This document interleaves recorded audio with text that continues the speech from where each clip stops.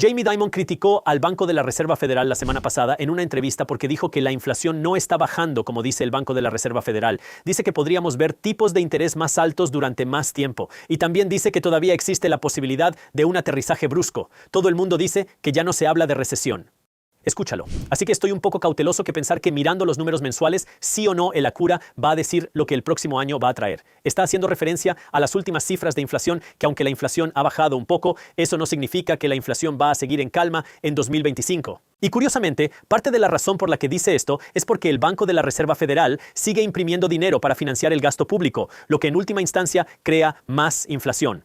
Remotivación para reestructurar el comercio. Esto podría ser algo de eso. Todavía no sabemos exactamente cuánto va a ser inflacionario. La economía verde va a ser inflacionista. El gasto fiscal es inflacionista. Los precios de las materias primas, si nos fijamos en un cobre de petróleo, es una oportunidad, será escaso hasta un par de años a partir de ahora.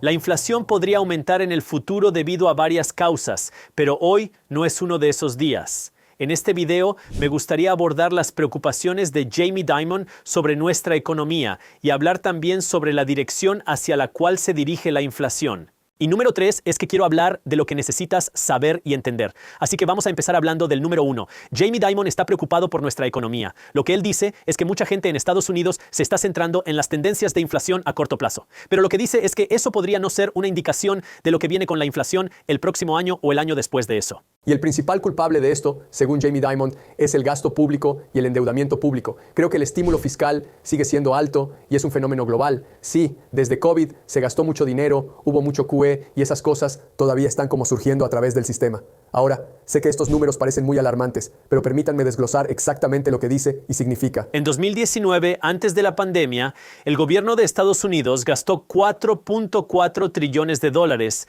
con un déficit de 948 billones. Te explicaré qué significa. Luego, en 2020, con la pandemia, el gobierno gastó $7 billones, lo cual incrementó el gasto. También aumentaron el déficit nacional a $3.1 trillones. En 2021, el gobierno gastó 6.8 trillones con un déficit de 2.7 trillones.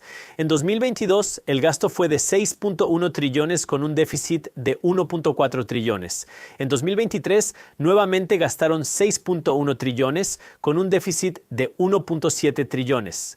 Para 2024 se espera un gasto de 6.5 trillones con un déficit de aproximadamente 1.6 trillones. Y en 2025 se estima que el gobierno gastará 7.3 trillones con un déficit de 0.8 trillones. Ahora, la razón por la que esto es tan significativo es que entre los años 2019 y 2024, en los últimos 5 años, el gasto del gobierno se ha disparado en un 49%. Bueno, la inflación en los últimos 5 años por lo menos. La inflación declarada es inferior al 23%. Eso significa que el gobierno está gastando dinero 2 veces más rápido de lo que informan las cifras de inflación. Y ese dinero tiene que venir de alguna parte, porque el gobierno en última instancia solo tiene una fuente de ingresos. Y los ingresos son los contribuyentes a través de los impuestos. Vas a trabajar para cobrar, pagas los impuestos del gobierno, diriges un negocio y obtienes beneficios. Pagas los impuestos del gobierno, vendes tus inversiones y obtienes beneficios. Pagas impuestos al gobierno. Así que ahora el gobierno hace dólares de impuestos y cuantos más impuestos gana, más puede gastar. Pero lo que han estado haciendo es que han estado gastando más dinero, pero también han estado aumentando el déficit nacional. Recuerden, antes de la pandemia, el gobierno tenía menos de $1 billón de déficit nacional. Ahora es un déficit nacional de 6 billones de dólares. ¿Qué significa eso? Si gastan dinero que no tienen, bueno, piénsalo de esta manera. Si el gobierno quiere construir una autopista y va a costar $1 millón, hipotéticamente puede hacer 2 cosas para conseguir el dinero. Nos pueden imponer un impuesto a ti y a mí para recaudar $1 millón y construir una autopista. Ellos necesitan obtener los votos, lograr su aprobación y luego cobrarnos este impuesto para obtener el dinero destinado a la construcción de la autopista. Pero eso puede ser difícil porque las subidas de impuestos no son muy excitantes a menos que estés diciendo graba a esa persona, no a mí. Así es como funciona, pero eso no es tan fácil. Así que lo que ha estado haciendo el gobierno es, en lugar de subir los impuestos para aumentar el gasto sin aumentar los impuestos, lo que puede sonar un poco raro. Entonces, ¿cómo se aumenta el gasto sin aumentar los impuestos? ¿Cómo sigues gastando más dinero sin ganar más dinero? Y lo que han estado haciendo es pedir dinero prestado para seguir gastando dinero. ¿Y ahora de dónde pide prestado el gobierno este dinero? Bueno, tú y yo podemos salir y prestar dinero al gobierno de los Estados Unidos. Esto se llama un tesoro, ¿verdad? Cualquiera puede ir y prestar dinero al gobierno de los Estados Unidos, pero el mayor comprador de estos tesoros es el Banco de la Reserva Federal. El Banco de la Reserva Federal es el Banco Central de los Estados Unidos y tienen el pequeño poder especial para esencialmente imprimir dinero. Así que ahora, si el gobierno quiere gastar 6 billones de dólares que no tienen, quieren construir autopistas. Deseo construir puentes, quieren hacer lo que quieran, ahora deben recaudar fondos, pero no tengo $1 trillón. Tú tampoco. Entonces, ¿qué se hace? Llaman al Banco de la Reserva Federal y solicitan $1,5 trillón o incluso $1,600,000. ¿Cuál es la diferencia? Un error mínimo de redondeo. ¿Nos podrías dar el dinero? Ahora, el Banco de la Reserva Federal puede imprimirlo y prestárselo al gobierno de Estados Unidos.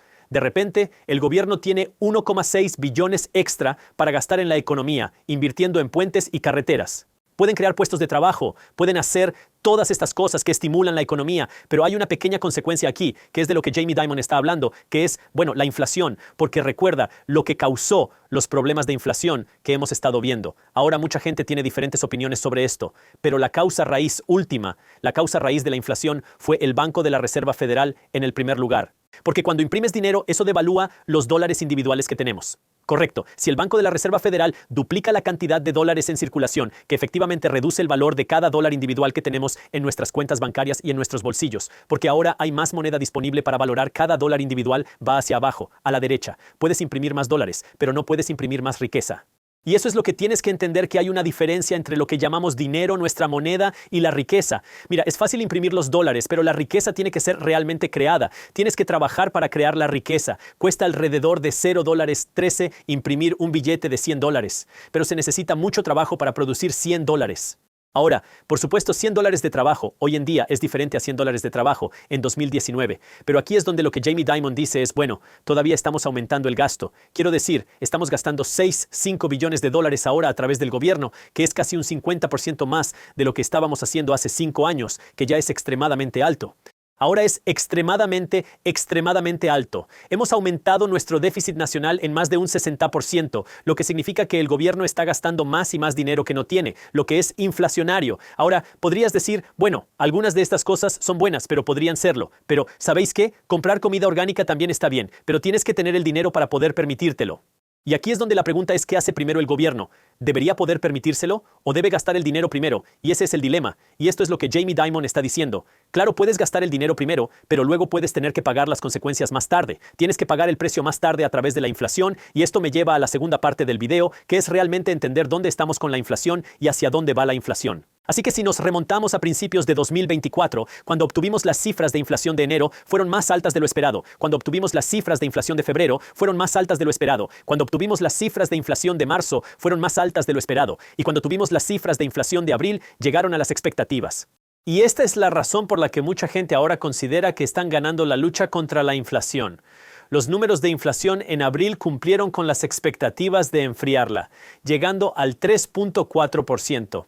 Sin embargo, Jamie Dimon advierte que el gobierno está aumentando el gasto, lo que podría empeorar la inflación el próximo año. No obstante, una inflación del 3.4% no es una victoria, especialmente cuando el Banco de la Reserva Federal busca alcanzar un 2%. Aunque aún hay camino por recorrer, recordemos que incluso una inflación del 2% sigue implicando aumentos en los precios, aunque no tan rápidos como antes. Así que ahora si piensas hacia dónde va a ir la inflación. En realidad solo depende de lo que haga el Banco de la Reserva Federal, porque hay mucha presión sobre el Banco de la Reserva Federal para que ayude a estimular la economía, porque la economía y la inflación van de la mano en direcciones diferentes. Porque si el Banco de la Reserva Federal bajara los tipos de interés mañana, ¿qué harían que estimulara la economía? The Sequart. Porque entonces más gente compraría casas. Los agentes inmobiliarios ganarían sus comisiones, los agentes hipotecarios ganarían más comisiones, los agentes de títulos ganarían más comisiones, el precio de la vivienda probablemente subiría. Tendrías más capital en tu casa, verías más refinanciación, verías más gasto. Pero entonces las consecuencias, el problema de la inflación también empeora. Y aquí es donde el Banco de la Reserva Federal es una especie de juego, este acto de equilibrio. Por un lado, para tratar de equilibrar la inflación. Por otro lado, para tratar de equilibrar la economía y no inclinar los Estados Unidos en una profunda recesión. Y ahora cuando están tratando de hacer esto, este paseo por la cuerda floja, Lo que quieren hacer es bajar la inflación sin tener una profunda recesión, porque adivinen qué, bueno, mucha gente dice que ya estamos en recesión, la economía sigue fuerte, la gente sigue cobrando, la gente sigue teniendo trabajo. Puede que no sean los mejores trabajos, puede que la gente esté luchando, pero todavía no es lo que éramos en 2008, cuando nos enfrentábamos a verdaderas dificultades en la economía.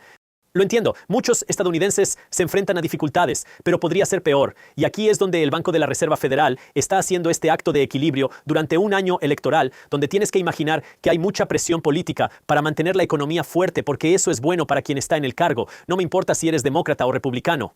Es lo mismo. Si quieres ser reelegido, quieres tener una economía fuerte cuando llegue el momento de tu reelección. Y eso es, por supuesto, por qué Jamie Dimon vuelve a decir que todavía hay riesgos de un aterrizaje duro en los Estados Unidos. Es decir, los riesgos de una recesión en los Estados Unidos. Aunque mucha gente ha descartado por completo esta idea de cualquier desaceleración que ocurra en la economía en los Estados Unidos. Lo que nos lleva al número 3. ¿Qué necesitas saber para ver este video? Probablemente debes tener más conocimientos financieros, debes estar más interesado en las finanzas y la educación y en la construcción de tu riqueza. ¿Te interesa invertir? Tal vez ya has comenzado. La clave aquí es entender que nuestra economía atraviesa ciclos y eso es fundamental. Nuestra economía sube y baja. Esto ha sucedido cada década durante el último siglo. Vemos ciclos como este, al igual que vemos ciclos de activos. Vemos que los precios inmobiliarios suben y bajan y suben y bajan. Vemos cómo las bolsas suben y bajan y suben y bajan. Nuestra economía también sube y baja y sube y baja. Lo que hay que entender es que ningún mercado puede subir o bajar para siempre, lo que significa que debes ser capaz de ganar independientemente del mercado en el que estés. Y eso significa, número 1, que quieres ser capaz de ganar o los mercados están subiendo. Y también, número 2, ser capaz de encontrar la oportunidad cuando los mercados están bajando. Pero para que eso suceda, tienes que hacer 3 cosas. Una es que tienes que estar preparado financieramente. Número 2 es que tienes que ser financieramente educado. Y la tercera es que tienes que entender las tendencias. Así que cuando se trata de estar preparado, eso significa que tienes que tener dinero en efectivo a un lado para invertir. Ahora, la forma de invertir es una cuestión diferente. Voy a ir sobre eso en este video. Pero la forma de invertir es realmente que tienes que tener el dinero para invertir, lo que significa que no puedes gastar todo el dinero. Y eso significa que tienes que controlar tus finanzas, tener dinero entrando de tu trabajo o tu negocio, y entonces no todo el dinero sale. Ahora tienes mucho dinero para invertir. La forma de invertir depende de tu estrategia y de si quieres invertir en acciones, bienes raíces u otras cosas. Depende de si buscas flujo de efectivo o crecimiento. Es importante tener en cuenta tus objetivos al definir tu estrategia. Tengo toneladas de videos en mi canal donde hablo de cómo hacer eso. La segunda cosa es que tienes que ser financieramente educado, lo que significa ahora cómo elegir sus inversiones y cómo elegir la estrategia de inversión. Su educación financiera es todo acerca de ahora. ¿Qué estoy invirtiendo en y cómo estoy invirtiendo en esta cosa si estoy invirtiendo en bienes raíces? ¿Cómo encontrar una buena propiedad? ¿Cuáles son tus objetivos? ¿Cómo se elige un buen equipo? ¿Cómo gestionas realmente la propiedad? ¿Y cómo maximizas el flujo de caja para invertir en acciones, o invertir en fondos indexados, o ETFs, o fondos de inversión, o invertir en empresas individuales, o invertir tu dinero cada semana? ¿Cuál es tu estrategia y qué tipo de inversiones vas a hacer? De eso se trata tu educación financiera. De nuevo, tengo muchos recursos en mi canal sobre eso. Puedes leer libros sobre este tema, puedes tomar clases sobre este tema. Hay muchas maneras de invertir en educación financiera. Y también puedes salir y hacerlo para aprender. Es decir, puedes hacer todo eso, leer libros, ver videos en YouTube, escuchar podcasts y también salir a hacerlo para construir tu educación financiera porque, bueno, tienes que hacerlo. Invertir es arriesgado. Vas a perder dinero en algún momento. Y no escuches ciegamente a un tipo cualquiera en YouTube. Pequeño descargo de responsabilidad en eso. Y el número 3 es que tienes que entender las tendencias. Y esto es realmente entender ahora en qué industria vas a invertir. Porque lo que quieres hacer ahora es un inversionista. Quieres una posición de dinero, eres el capitán de tu dinero y quieres estar enviando tu dinero donde el flujo va a ir mañana, el próximo año o el año después de eso, no donde estaba el año pasado. En eso consiste entender las tendencias. Hacemos mucho de esto en resúmenes, medios de comunicación y resúmenes de mercado, mi boletín. Intentamos cubrir lo que está pasando. De ese modo puedes adelantarte a los acontecimientos y no ser la persona que va por detrás, porque si solo tomas decisiones basadas en lo que pasa en las noticias, ya te lo has perdido. Y aquí es donde tu trabajo es prestar atención a lo que está pasando y no ser un inversor emocional, sino más bien entender las tendencias que podemos ser un inversor a largo plazo, pero también estar por delante de lo que está sucediendo en los mercados.